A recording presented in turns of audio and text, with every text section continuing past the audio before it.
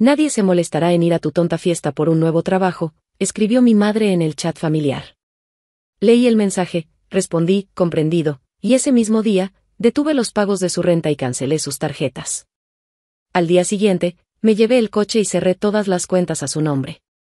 El correo electrónico llegó cuando estaba en medio de una videoconferencia. Una pequeña notificación que cambiaría mi vida para siempre. Traté de mantener la compostura mientras continuaba la reunión, pero mi corazón latía tan fuerte que temía que mis colegas pudieran escucharlo a través de sus auriculares. Después de 5 años de estudios nocturnos, 3 de prácticas mal pagadas e incontables entrevistas fallidas, finalmente había sucedido. El trabajo de mis sueños. Un puesto como coordinadora de proyectos en una de las empresas de arquitectura sostenible más prestigiosas del país. Al terminar la llamada, me quedé mirando la pantalla con una mezcla de incredulidad y euforia. Había luchado tanto por este momento. Mientras mis amigos disfrutaban de sus 20s, yo dividía mi tiempo entre un trabajo agotador como camarera y los cursos en línea que me permitirían dar el salto profesional. Noches enteras estudiando después de turnos de 12 horas. Vacaciones canceladas para poder pagar certificaciones adicionales. Y todo mientras sostenía económicamente a mi madre, una responsabilidad que asumí desde los 22 años. La relación con mi madre siempre había sido complicada. Cuando mi padre falleció hace 10 años, algo cambió en ella. La mujer fuerte e independiente que había conocido se transformó en alguien constantemente necesitado, siempre en crisis. Al principio fueron pequeños préstamos, para la compra semanal, para una factura inesperada, pero con el tiempo, la ayuda temporal se convirtió en una dependencia total. Su capacidad para generar ingresos parecía haberse esfumado junto con mi padre, y yo, su única hija, me convertí en su red de seguridad. A los 25 años ya pagaba su renta completa, a los 27 había asumido todas sus tarjetas de crédito, y a los 30, edad que tengo ahora, manejaba absolutamente todas sus finanzas. Le compré un coche cuando el suyo finalmente dejó de funcionar, abrí cuentas a su nombre que yo administraba, e incluso pagaba su seguro médico. Todo esto mientras luchaba por construir mi propio futuro. A cambio recibía un constante recordatorio de cómo mi ayuda nunca era suficiente. De cómo sus problemas eran siempre más importantes que mis logros. De cómo yo, de alguna manera, le debía todo esto y más. Pero aquel día, con la oferta de trabajo iluminando mi pantalla, decidí que era momento de celebrar. Por una vez, quería compartir mi alegría, sentirme orgullosa de lo que había conseguido con tanto esfuerzo. Después de confirmación y una llamada exaltada con mi mejor amiga, empecé a planear una pequeña reunión. Nada extravagante, solo una cena con las personas más cercanas para compartir el momento. Miré mi apartamento, pequeño pero acogedor, y sonreí pensando en cómo transformarlo para la ocasión. Compraría flores frescas, prepararía algunos aperitivos, abriría una botella de vino guardada para una ocasión especial. Solo invitaría a mi círculo más íntimo, mi mejor amiga Elena y su pareja, mi primo Miguel que siempre me había apoyado, 2 colegas del trabajo actual con quienes había formado una amistad genuina, y mi madre. Dudé al considerar invitarla. Nuestra última conversación había terminado como tantas otras, con ella minimizando mi esfuerzo para conseguir entrevistas, cualquiera puede mandar currículums por internet, y sugiriendo que debería buscar un trabajo más realista. Pero era mi madre, y a pesar de todo, una parte de mí seguía buscando su aprobación, su orgullo. Quizás esta vez sería diferente. Este no era solo otro intento, era un logro concreto, indiscutible. Creé un grupo de chat familiar donde incluía a mi madre, mi tía Laura, su hermana, mi primo Miguel y 2 primos más con quienes mantenía contacto regular. Con dedos temblorosos de emoción, escribí: tengo una noticia increíble que compartir. Después de tanto esfuerzo, conseguí el trabajo en arquitectura sostenible global. Me encantaría celebrarlo con ustedes este viernes con una pequeña cena en mi apartamento a las 8. Por favor confirmen si pueden venir. Los mensajes de felicitación no tardaron en llegar. Mi tía envió una serie de emojis entusiastas seguidos de que estaré allí sin falta, cariño. Tan orgullosa de ti. Miguel respondió con una gif de celebración y siempre supe que lo lograrías. Cuenta conmigo. Mis otros primos también confirmaron, uno añadiendo: al fin valorarán tu talento como mereces. El mensaje de mi madre llegó exactamente 22 minutos después. Lo sé porque miré varias veces el reloj mientras esperaba, sintiendo una familiar ansiedad construyéndose en mi pecho. Cuando finalmente apareció su nombre en la pantalla, sentí ese conocido peso en el estómago. Nadie se molestará en ir a tu tonta fiesta por un nuevo trabajo, escribió en mayúsculas, como si me gritara digitalmente. Todos tienen cosas más importantes que hacer que celebrar que ahora trabajarás más horas por apenas un poco más de dinero. El chat familiar quedó en silencio durante unos segundos eternos. Luego mi tía escribió, hermana, ¿qué te pasa? Es un momento importante para ella. Miguel añadió, tía, con todo respeto, esto es muy importante para Ana. Pero el daño ya estaba hecho. Sentí como las lágrimas comenzaban a formarse, esa mezcla familiar de vergüenza, rabia y dolor que mi madre podía provocar con tan solo unas palabras. Años de terapia me habían enseñado a nombrar estos sentimientos, pero no hacían que dolieran menos. Mi teléfono seguía iluminándose con mensajes de apoyo de los demás, pero yo solo podía ver esas mayúsculas burlonas. Respiré profundamente. Dejé el teléfono sobre la mesa. Me levanté, fui al baño y me miré al espejo. A lo largo de los años, había aprendido a contener mis emociones, a no mostrar cuánto me afectaban sus palabras. Había aprendido a sonreír y decir, está bien, cuando nada lo estaba. A disculparme por sus comportamientos ante otros. A fingir que nuestra relación era normal. Pero en ese momento, viéndome en el espejo, algo cambió. Vi a la mujer que había luchado contra todos los pronósticos. Que había trabajado más duro que nadie que conociera.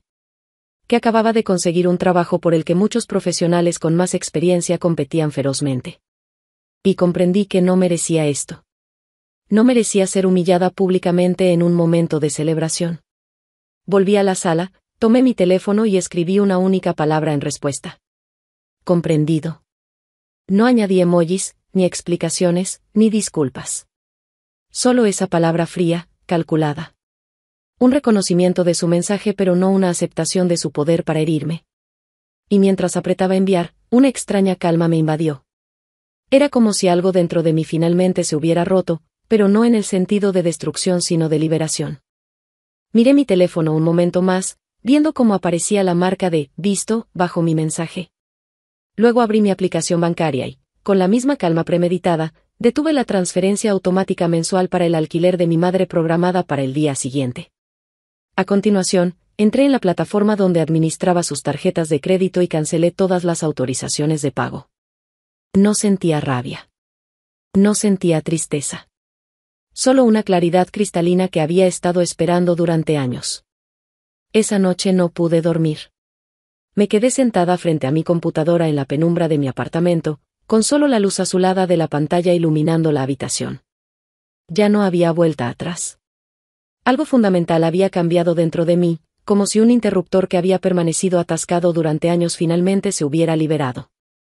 Abrí una carpeta que hacía tiempo había creado pero que raramente revisaba. Documentación mamá, se titulaba. Comenzó como un simple archivo para guardar recibos de pagos que le hacía, pero con el tiempo se convirtió en un registro detallado de nuestra disfuncional relación. Correos electrónicos guardados. Capturas de pantalla de conversaciones por mensaje. Notas sobre promesas rotas. Un catálogo meticuloso de manipulación y abuso emocional que yo misma había compilado sin darme cuenta de lo que realmente significaba. El primer correo databa de hace 8 años. Solo necesito un pequeño préstamo hasta que encuentre trabajo, cariño. Te lo devolveré el mes que viene. Nunca lo hizo. Seguí desplazándome. No puedo creer que no puedas prestarme más este mes cuando gastas dinero en esas tontas clases nocturnas. Si realmente me quisieras, no me harías rogar. Una hija que se preocupa por su madre no pone límites al amor. Mensaje tras mensaje, año tras año, vi cómo había normalizado lo inaceptable. Como cada vez que intentaba establecer un límite, ella lo demolía con culpa y manipulación. Como había aprendido a confundir el abuso con amor. Mi terapeuta tenía razón. Durante 3 años había estado trabajando con ella, intentando comprender por qué me sentía responsable de la felicidad de mi madre, porque sacrificaba mi bienestar por el suyo sin recibir ni gratitud ni reconocimiento a cambio. No es una relación sana, me había dicho muchas veces. Es explotación emocional y financiera. Palabras que sonaban demasiado duras para aplicarlas a mi propia madre. Hasta ahora. Abrí mi aplicación bancaria nuevamente y revisé el historial de transacciones de los últimos años. Los números me golpearon como un puño físico. el alquiler mensual, $1,000. Las facturas de servicios, aproximadamente $300 cada mes. Pagos de tarjetas de crédito que oscilaban entre $500 y $200 mensuales. Seguro médico premium, $180 mensuales. El coche que le compré hace 2 años, $180. Sin mencionar los préstamos esporádicos para emergencias que nunca eran realmente emergencias. En total, había gastado más de $150,000 en ella durante los últimos 5 años. Dinero que podría haber usado para mi propio apartamento en lugar de este pequeño estudio. Para un máster presencial en lugar de cursos online más asequibles. Para construir mi propio futuro en lugar de financiar sus caprichos. Y lo peor era que ella vivía como si fuera pobre. Se quejaba constantemente de su situación financiera frente a familiares y amigos. De cómo, apenas sobrevivía, con su pensión. De cómo yo, apenas la ayudaba de vez en cuando. Había construido toda una identidad de madre abandonada mientras yo trabajaba turnos dobles para mantenerla. El patrón era tan claro ahora. Mi madre no solo dependía de mí económicamente, dependía de controlarme emocionalmente. Cada logro mío era una amenaza. Cada paso hacia la independencia era recibido con crisis, emergencias repentinas o empeoramiento misterioso de problemas de salud que los médicos nunca parecían encontrar. Me serví una copa de vino y llamé a Elena. Era la 1:30 de la madrugada, pero sabía que entendería. Finalmente lo estoy haciendo, le dije cuando contestó con voz adormilada. No necesité explicar más. Elena había sido testigo de mi lucha durante años, había secado mis lágrimas después de innumerables confrontaciones, me había animado a buscar terapia. ¿Estás bien?, preguntó, ahora completamente despierta. Mejor que nunca, respondí, y lo decía en serio. Ya cancelé las tarjetas y los pagos automáticos. ¿Qué más? Elena me conocía lo suficientemente bien para saber que no me detendría ahí. Mañana recogeré el coche. Está a mi nombre, siempre lo ha estado. Y cerraré todas las cuentas que administro por ella. ¿Has hablado con tu terapeuta sobre esto? Tengo cita mañana a las 10. Pero Elena, esto no es impulsivo. Es algo que debería haber hecho hace años. Hubo un momento de silencio al otro lado de la línea. Estoy orgullosa de ti, dijo finalmente. Y estaré ahí para lo que necesites. Después de colgar, pasé las siguientes horas documentando meticulosamente cada cuenta, cada tarjeta, cada servicio que había estado pagando. Hice copias de cada documento que mostraba que el coche estaba a mi nombre, que las cuentas habían sido abiertas por mí para administrar su dinero, que las tarjetas de crédito estaban bajo mi responsabilidad. Todo era perfectamente legal. No estaba robando nada, simplemente dejaba de regalar lo mío. A las 7 de la mañana, después de apenas una hora de sueño inquieto, me vestí con determinación. Pantalón negro, camisa blanca, blazer. Ropa que me hacía sentir fuerte, profesional. Ropa de alguien que tomaba el control de su vida. Mi primer destino fue el banco. Tenía una cita a las 9 con un asesor financiero. Un hombre de mediana edad con ojos amables que escuchó pacientemente mientras le explicaba que necesitaba cerrar varias cuentas y modificar mis autorizaciones bancarias. ¿Puedo preguntar el motivo?, dijo, con la delicadeza de quien sabe que estas situaciones suelen ser complicadas. Estoy terminando una relación financiera insostenible, respondí, sorprendida por mi propia calma. He estado manteniendo completamente a mi madre durante años, y ya no puedo ni quiero hacerlo. Asintió sin juzgar. Entiendo. Vamos a revisar cada cuenta para asegurarnos de que todo se haga correctamente. Una hora después, salí del banco con una sensación de ligereza que no había experimentado en años. Las cuentas conjuntas cerradas. Mis autorizaciones para administrar sus finanzas revocadas. Nuevas cuentas exclusivamente a mi nombre con claves que solo yo conocía. A las 11, después de una intensa pero validante sesión con mi terapeuta, me dirigí al apartamento de mi madre. Sabía que estaría en su clase de pilates hasta la 1, lo que me daba tiempo suficiente. Usé la llave que todavía tenía, la misma que había usado innumerables veces para llevarle compras, medicamentos o simplemente visitarla, y fui directamente al garaje. El Volkswagen azul estaba exactamente donde siempre lo dejaba. Pulcro, brillante, con menos de 30,000 kilómetros. Un coche que yo pagué completamente, que estaba registrado a mi nombre, y que ella conducía como si fuera un derecho, no un privilegio. Coloqué mis pertenencias personales que aún quedaban en el apartamento en el maletero, dejé las llaves del piso sobre la mesa de la cocina junto a una nota breve y concisa, y me fui. La nota decía simplemente: el alquiler está pagado hasta fin de mes. El coche está a mi nombre y lo necesito. Todas las cuentas y tarjetas que administraba han sido cerradas. Es hora de que ambas vivamos nuestras propias vidas. Ana. Mientras conducía de regreso a mi apartamento, mi teléfono comenzó a vibrar incesantemente. Lo había silenciado, pero podía ver las notificaciones acumulándose. Llamadas de mi madre. Mensajes en el chat familiar. Más llamadas. Lo dejé sonar. Por primera vez en mi vida adulta, no sentía la necesidad de responder inmediatamente, de calmar su ansiedad, de solucionar sus problemas. Por primera vez, estaba poniendo mis necesidades primero. Llegué a casa, aparqué el coche en mi plaza asignada pero raramente utilizada, y subí a mi apartamento.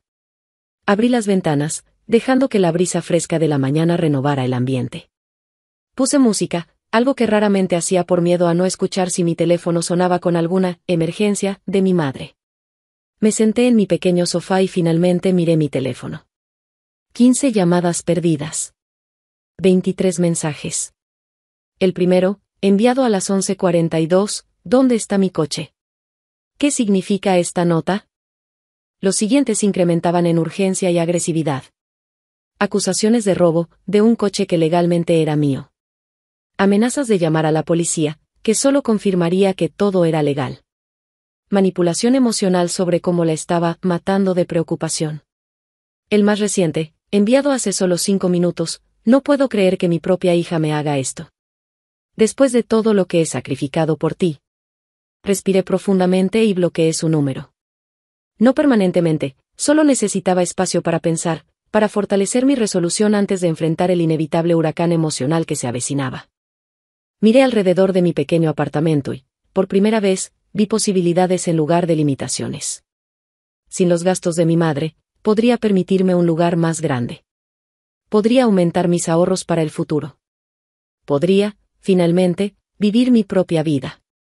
Recibí un mensaje de Elena: ¿todo bien? ¿Quieres compañía? Sí, respondí. A todo. La tormenta se desató exactamente como lo esperaba.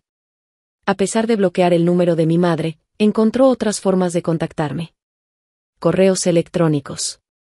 Mensajes a través de otros familiares. Incluso apareció en mi trabajo actual, gritando en el vestíbulo que yo había robado sus posesiones, hasta que seguridad tuvo que escoltarla fuera. Cada intento de contacto seguía el mismo patrón predecible que mi terapeuta había llamado la rueda del abuso. Primero, rabia explosiva y acusaciones. Luego, cuando eso no funcionaba, manipulación emocional y victimismo. Estoy enferma, ¿cómo puedes hacerme esto? ¿Qué van a pensar todos de ti tratando así a tu madre? Finalmente, cuando nada daba resultado, promesas vacías de cambio. Podemos arreglar esto.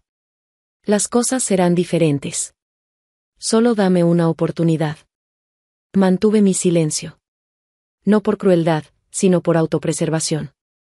Mi terapeuta me había explicado que cualquier respuesta, por mínima que fuera, reiniciaría el ciclo. Necesitaba distancia para sanar. 3 días después de recoger el coche, recibí una llamada de mi tía Laura. Respiré profundamente antes de contestar, preparándome para defender mis acciones. Ana, cariño, su voz sonaba cautelosa, tu madre está bastante alterada. Dice que le has quitado todo. ¿Podemos hablar de esto? Por supuesto, respondí con calma. Pero antes de que formes una opinión, hay algo que necesito mostrarte. Esa tarde nos encontramos en una cafetería tranquila. Llevé mi laptop y los documentos que había organizado meticulosamente. Durante 2 horas, le mostré todo. Los estados de cuenta que probaban que había estado pagando el alquiler de mi madre durante años. Las facturas de servicios a mi nombre. El contrato del coche claramente bajo mi propiedad. Los correos electrónicos y mensajes documentando el patrón de abuso emocional y financiero. Vi cómo su expresión cambiaba gradualmente de confusión a horror. No tenía idea, susurró finalmente. Ella siempre dice que apenas la ayudas ocasionalmente. que vive con lo justo de su pensión. Ha estado mintiendo durante años, respondí sin emoción. No solo sobre el dinero, sino sobre nuestra relación completa. Pero, ¿por qué no dijiste nada antes? Porque me avergonzaba. Porque pensaba que era mi responsabilidad cuidarla. Porque tenía miedo de que nadie me creyera. Laura extendió su mano sobre la mesa y apretó la mía. Te creo ahora. Esa conversación abrió las compuertas. Laura habló con Miguel, quien también se reunió conmigo para ver las evidencias. Él contactó a otros familiares. Poco a poco, la verdad se fue extendiendo en nuestra familia. Las reacciones fueron mixtas. Algunos, como Laura y Miguel, me apoyaron incondicionalmente. Otros mantuvieron su distancia, incómodos con tomar partido en lo que consideraban un asunto familiar privado. Un par de tíos mayores insistieron en que una hija siempre debe cuidar de su madre, sin importar qué, pero incluso ellos quedaron silenciados cuando les mostré los números concretos de lo que había gastado en ella mientras trabajaba turnos extenuantes y estudiaba. A lo largo de esas semanas, mi madre seguía intentando recuperar el control. Cuando vio que la familia comenzaba a entender mi versión, cambió de táctica. Empezó a contactar a mis amigos, a mis colegas, incluso a mi jefa actual, contando una historia retorcida donde yo la había abandonado en su vejez después de años de sacrificios que hizo por mí. Afortunadamente, las personas más cercanas a mí conocían la verdad o al menos lo suficiente para dudar de su versión. Mi jefa, una mujer perspicaz que había visto señales de nuestra dinámica tóxica en ocasiones anteriores, simplemente me dijo, cualquier comunicación familiar debe mantenerse fuera del ámbito laboral. No te preocupes por esto. El viernes de la celebración llegó. Había considerado cancelarla, temiendo que mi madre pudiera aparecer y causar una escena. Pero Elena insistió, no dejes que te quite esto también. Has trabajado demasiado duro para este momento. Transformé mi pequeño apartamento lo mejor que pude. Flores frescas en la mesa. Velas aromáticas. Una selección de tapas que había preparado la noche anterior. Vino bueno, no el más caro pero definitivamente mejor que lo que solía permitirme. A las 8 en punto, sonó el timbre. Elena y su pareja, con una botella de champán y sonrisas genuinas. Luego Miguel y su novia. Mis dos compañeros de trabajo. Y para mi sorpresa, mi tía Laura, quien no había confirmado su asistencia después de nuestra conversación. No podía perderme esto, dijo, abrazándome con fuerza. Estoy tan orgullosa de ti, por todo. La noche transcurrió con una ligereza que no había experimentado en años. Risas auténticas. Conversaciones que no necesitaban ser monitoreadas por miedo a ofender a alguien. Felicitaciones sin un, pero, condicionante al final. Era una pequeña reunión, pero representaba algo enorme, mi nueva vida, mis relaciones auténticas, mi libertad. Brindamos por mi nuevo trabajo, por nuevos comienzos, por el futuro. Y aunque nadie lo mencionó explícitamente, también brindamos por mi valor para romper el ciclo de abuso. Mi madre no apareció, gracias a la previsión de Miguel, quien le había dicho que la celebración se había cancelado cuando ella lo llamó para averiguar los detalles. A la mañana siguiente, desperté con una sensación de paz que casi no reconocí. Mi teléfono mostró un mensaje de un número desconocido. Era mi madre, desde un nuevo teléfono. He tenido que mudarme a un apartamento más pequeño. He tenido que vender joyas para pagar el primer mes. Estoy usando el transporte público porque no tengo coche. Espero que estés contenta con lo que has conseguido. Por un momento, sentí ese viejo impulso de culpa. Pero luego recordé la noche anterior, la alegría genuina, las relaciones saludables. Recordé todo lo que había sacrificado durante años. Respondí simplemente, me alegra que estés aprendiendo a ser independiente. Te deseo lo mejor. Luego bloqueé el nuevo número. Han pasado 3 meses desde entonces. Comencé mi nuevo trabajo, que resultó ser incluso mejor de lo que esperaba. Me mudé a un apartamento más espacioso, con un pequeño balcón donde cultivo hierbas aromáticas. Estoy ahorrando para un viaje que siempre quise hacer pero nunca pude permitirme. Ocasionalmente recibo noticias de mi madre a través de otros familiares. Aparentemente consiguió un trabajo de medio tiempo en una tienda local. Está aprendiendo, por primera vez en décadas, a sostenerse por sí misma. A veces me pregunto si algún día reconstruiremos nuestra relación sobre bases más saludables. No lo sé. Lo que sí sé es que ya no confundiré el abuso con amor, ni el sacrificio personal con responsabilidad filial. Como me dijo mi terapeuta en nuestra última sesión, los límites no son castigos. Son actos de amor propio. Y finalmente, después de 30 años, estoy aprendiendo a amarme lo suficiente para defenderme. Las relaciones verdaderamente saludables nunca exigen que renuncies a tu dignidad. El respeto y el amor auténtico te impulsan a crecer, no a disminuirte. A veces, el acto más valiente no es soportar el abuso por lealtad, sino establecer límites claros por amor propio. Recuerda que no puedes salvar a otros de las consecuencias de sus propias acciones sin hundirte tú mismo en el proceso. La libertad emocional comienza cuando entiendes que merecer respeto no es egoísmo, sino el primer paso hacia relaciones más auténticas y equilibradas. Y si te gustó esta historia llena de justicia y superación personal, no te olvides de inscribirte a Ecos de Historia para escuchar muchas más historias como esta.